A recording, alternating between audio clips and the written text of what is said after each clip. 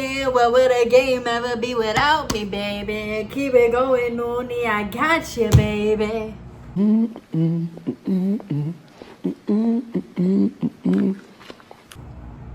Hi you guys, and welcome back to my channel. Thank you for liking, subscribing, being here, being you. Be the best you. There's only one of you here. Thank you for being a part of my dream, my journey, and watching this video and sharing your time with me. So I have another book review about this book called Sweet Heat by babalola. I think that's how you pronounce it. I'm just gonna give you guys a quick rundown, but let me get my rating first. I absolutely loved this book. Now, at first, it was a little slow because at first, you know, it was about her relationship with this guy that she was like originally with. She was like, oh my god, are we gonna get married? Is he about to propose? He did not. But you know, he just wasn't like her type and what she really was looking for, I guess, because she has this ex, right? And her ex is like love of her life. Both of them love of their life, but you know, some shit happened because his dad died, so he wasn't really emotionally available for her, himself, or anybody for real. So they ended up like breaking off, and that's how she met this guy, right? But it starts off with her and that guy, and I'm like, oh, that shit is boring. The relationship gets boring. What the fuck is going on? But then her best friend gets married, and then that is where she comes back into cahoots with her ex, right? And that's where it picked up. And from then on, like, it was like, once again, I'm a big romance book fan. I love romance books down. I love me a good romance book, and this definitely gave that. Not only were they able to, you know, like come back together and all that stuff, but because of her best friend's wedding and them meeting back up because of the wedding, I guess, it was cool and fun to read about all of their like little adventures that they got into, because you know, they slept together again when they kind of was like, you know, a little drunk and stuff, and whatever, they did it, you know, one time for the one time to make sure we don't like each other, but obviously that made them continue to develop feelings and stuff. So yeah, and then from then on, you know, both of them are just like, well, I don't know how you're feeling, I don't even know how I'm feeling, but I feel like we just shouldn't talk. And you know, they try to do that whole thing, and then they ended up both having to work on a musical project together, because the main character, she has like a music podcast where she talks about music and everything like that, and then he's a director, like a movie director and all that stuff, so, or producer. So he, you know, was able to work on a documentary for the singer, and she was able to give like interview skills and her opinions for the new album and everything like that. So they were working all together as a team. So obviously they got to spend more time together to do that. And mind you, like, nobody really knows. Like, people could tell because, you know, energy don't lie. But nobody, especially her best friend, doesn't know that like she's liking him again and that they slept together and everything like that. So she's hiding it from her as her best friend is like planning her wedding. But you know, of course, she's like going bridezilla, and it's crazy because I honestly thought she was pregnant. I thought the way she was acting, I was like, oh, she might be pregnant. Like, I'm literally waiting for the bomb to drop, like, oh yeah, by the way, I just found out I'm pregnant, that's why I've been acting like this, you know? Because she was like turning up on her, being a little rude, a little grouchy, a little cranky. And you know, she's like, no problem, your wedding's coming up, I get it, but like, re-fucking-lax, I'm still your friend, you know? So yeah, and that's basically what the whole book, this whole thing is about. It has like 400 pages. Let me see. Yeah, like 480. Yeah. But this book, I love how detailed it was. Like when I first saw this book, I was like, oh, this is gonna be a long ass read. But it's honestly not. I think the author just has a way of painting a picture into your head, and it also just has a way of not leaving details out, you know? Like, of course you could rush through shit and just be like, oh, they got back together at the wedding and this is how the wedding went, but like, nah, this was literally carrying us through a chapter of her life, you know? And it was so beautifully written that, like, even though it looks like it's gonna be a lot, it's actually not. Because I'm not gonna lie, some books you be reading, they be big, but it's like, you big for nothing. Like, what else is there to fucking read with you? You know what I'm saying? But this book, I mean, the only other books I've seen that's been really big was Harry Potter, and I'm not a Harry Potter fan, so But I don't know, y'all. A lot of these things I don't be fans of, but then I'll be like, maybe I should read the book because I might be a fan of the book. Like, sometimes reading the book really do be better than watching it live action. Say that to say maybe I'll start Harry Potter next. I'm scared to read Harry Potter though. Like, that's a commitment. Like, I don't know, y'all. I don't know. Should I read it? Should I? But yeah, this has so much detail, and the author genuinely took her time to give you everything. Like, we saw stuff from his side and his family and stuff, so we got answers from him. We obviously saw stuff from her side, we got answers from her. Then we have answers from like her ex-boyfriend and how they just found out like we're not compatible, we were just really safe together, you know, we're both good people, so we thought like maybe we should be together, but we honestly shouldn't be together, we should just be friends, you know. So it took us through that. It also did take us through like her best friend stuff and the shower, the bridesmaids and everything. Like, it was a really, really, really good book. I thoroughly enjoyed this book. Other than this book, I've also read what's the book called? Such a Fun Age. That book is upstairs. I did not bring that down. I didn't expect for this book to be as short, but literally, like, there's nothing else to tell you guys, but it was a great romance book, and it also takes place in London. So I don't know what y'all, but like, when I'm reading stuff, the accent be coming up in it too, you know what I'm saying? Like, I be like, hello linguini, like, in my head I'm reading that shit in a London accent. So you also got a lot of the London culture and African culture as well. So yeah, I loved it. There's just not too much to say about it. You genuinely have to read this. Like, I told you the gist. You know, she has a man, but then she meets her ex. But before she met her ex, her and her man took like a break because, you know, he doesn't believe in her. He's constantly trying to tell her what to do. He's like, you should just come work for me. And she's like, do you really think like I would want you to be my boss? And he's like, yeah, you're gonna be making money. And she's like, okay, but like I had this other dream that I want to do. And he's like, okay, but that's not making money right now. And she's like, okay, but like, do you really think I wanted to be fucking my boss? Like, and I get that, because I wouldn't want to work with my man either. Like, nigga, I'll see you at home. I'm not trying to see you all day. Well, I kind of am, but not in a professional work setting, you know, like, because then you gotta tell HR, oh, by the way, this is my boyfriend. Then they got rules on PDA and can't fuck in the office and all. Listen, okay, but yes, that is the gist of what I could tell y'all about this book here. But I do recommend reading it if you do want to know more. I know there's like other books and stories that's just like that one, right? We all get caught up on the X, we spin the block. But this was written different for me. So, but if you guys have any questions, let me know. But literally, that's the gist to it, y'all. And it just unfolds the whole story. I can't sit here and reenact and say this whole story. Will be here for like an hour. I also read this like 3 weeks ago, so I low-key don't remember some stuff.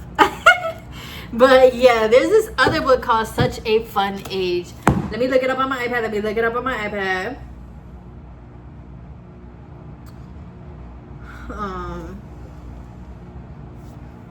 So I could really give y'all, it comes in a blue book. It has like bubbles on the book and shit, and it is by Kiley Reid, and this is what it looks like. Okay, my library. Oh yes, library. Go to the library. You could get books for free. Library card is free. You could check out like 5 to 10 books at a time. Go read books. Okay, we are in a literacy crisis. Our kids cannot read. Adults cannot read. Go read books. Go to your local library. It's free, and they also have so much other stuff, raffles, donations that you could give, donations that you could take. You know, if you need some food and stuff, go to the library. Okay, our local superheroes. All right, but yeah, my library had it in the blue book. I loved that book as well. It's literally like, the title does speak for the book, because it's about a girl who is 25 and she's a babysitter, and she only babysits like 3 days out the week, and the other 2 days of the week she's like working a part-time. But obviously in her head she's like, my peers are doing this, people are making money, I'm not making money. She's about to be 26, so you know, you getting kicked off the insurance. So she's basically, in her world, she's like, fuck, like I'm 25, I'm just a babysitter, and I type on the side, and I'm living paycheck to paycheck, like. But the way the story opens up is that she went to pick up her baby, and she babysits for white people, okay? And this is in Philly. So she's a black woman babysitting for white people, and she goes to a store because the mom's like, oh, the police is gonna come, can you just watch her for a couple hours, we'll pay you. She's like, okay, whatever, like, but just know that I'm a little drunk. So, but she takes the baby to the supermarket, and one of the security guys there, or one of the women, is that your baby? And she's like, yeah, I nanny, and it starts getting out of hand. Y'all know that racism shit, it started doing all that. Yeah. So, but yeah, that happened as she's literally thinking to herself, like, I do not, like, she loves the child to death, but she's just like, I don't want to be working here forever, this doesn't have benefits, it doesn't have vacation time, doesn't have a salary, like, if I don't show up to work, I don't get paid, she's what normal 20-somethings, what we all be thinking.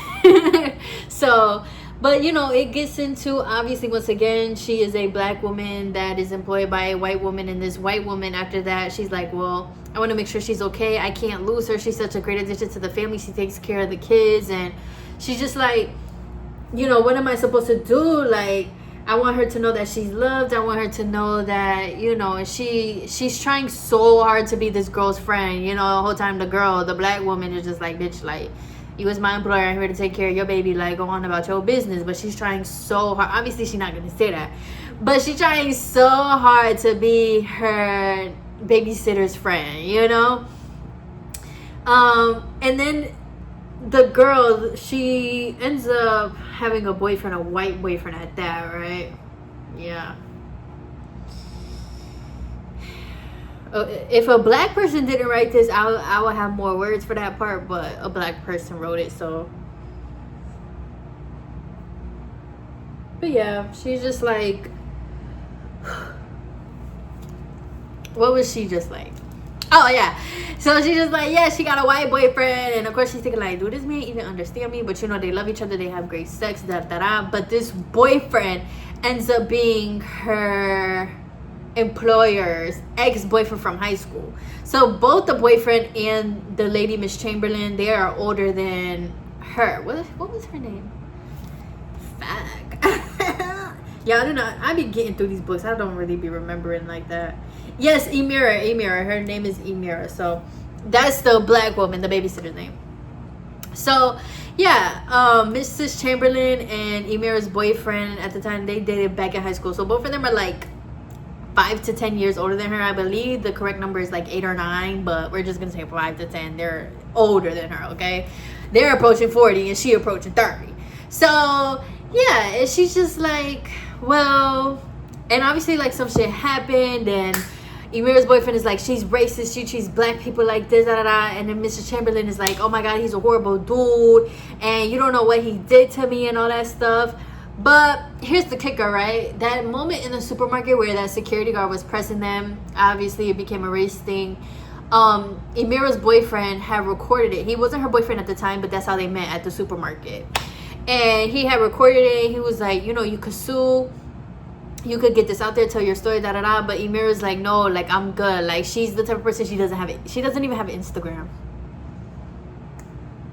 So yeah, she's like, I'm good, like, please do not do that. I do not want my face everywhere. I do not.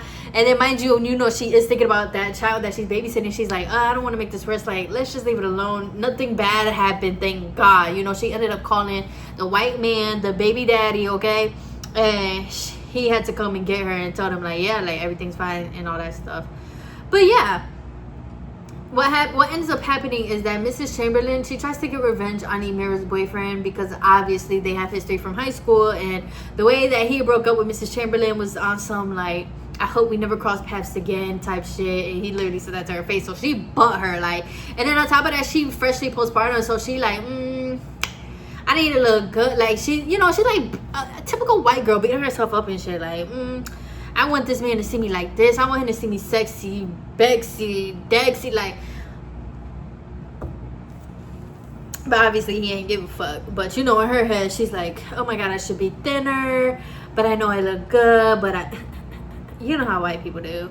And so yeah, she wants to get revenge back on him. So Miss Chamberlain leaks the tape, because Amira is using their stuff at home, right? And as she's trying to get closer to Amira and all that stuff, she's looking at her phone, she's looking at the messages that come up and the notification center.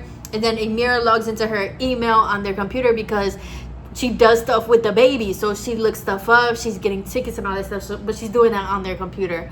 And one day she doesn't log out of her account, and Miss Chamberlain sees the video, and she masterminds her way to drop it, release it, and then go viral and get clout for her and Amira, right? Because she's releasing a book too. You know, these are rich ass people, make a living off of books and shit like that. So yeah.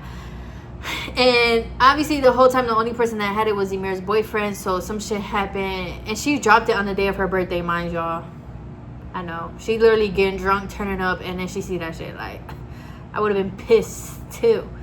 But yeah, they're thinking it's the boyfriend, and they're like, fuck you, like, I told you I didn't want that video, da, da, da, da, da, just for her to find out that it was Miss Chamberlain. And then she tells Miss Chamberlain the same thing that her ex, that same line, I hope I never see you again. She tells Miss Chamberlain that same thing.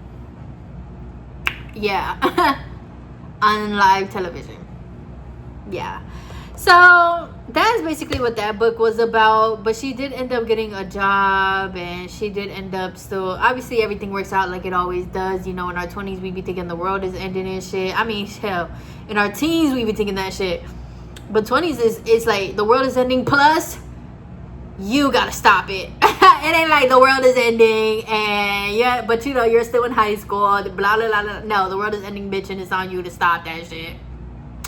So yeah, that's basically what that book kind of showed, like how much things are out of your control, but also how much things are just out of your control and also falling into place for you. Because Miss Chamberlain also did offer her a nanny position after a while, and she was like, yeah, you could be here more often, this will be your job, insurance, benefits, PTO, all of that included. And of course she was like, okay, I'm gonna take it. Like, once again, she loved that baby, and the baby was like 2 or 3. But yeah, it all worked out. You know, she did not need to be there. Honestly, this is the thing, she don't need to be with no white people, the man or her. Cut them all off, okay? You know me. So yeah, she just like, she did not need to be there. So all of that really did happen for her, and that's what that book is about, you know. And it's like funny because like such a fun age, like, you know, I didn't know what I was gonna get into reading that book, honestly. But I was like, it's either gonna be like a really good story to show that it is such a fun age, or this is some sarcastic ass, like a sarcastic book title. And it definitely was a sarcastic book title. But that's life though. That's life. Like, especially in your 20s, like you could be drowning, but it's like, but I'm still in my 20s. Like, yeah, like such a fun age. Like, you know, it's like you're drowning, but at the same time, like, this is the youngest you'll ever be, so you're still trying to turn up, and you're still trying to look good, and you're still trying to have fun, but like you're drowning. And girl, I know, it's a ride, it's a ride. But that book title definitely was perfect for the story, because it's like that whole book, she's like, what the fuck am I doing, what am I going to do, you know, like I said, like we all do, trying to figure out our future, trying to plan, trying to do things the right way, the grown way, da da da. Then it's like things turn to shit, but then they got better. But that's life. That's life. And you know, but you know what else is crazy? I think, like, looking back from 25 and under, like, you really are a baby. Like, you really are a baby. Like, you never lived life before, for real. Like, you really are a baby.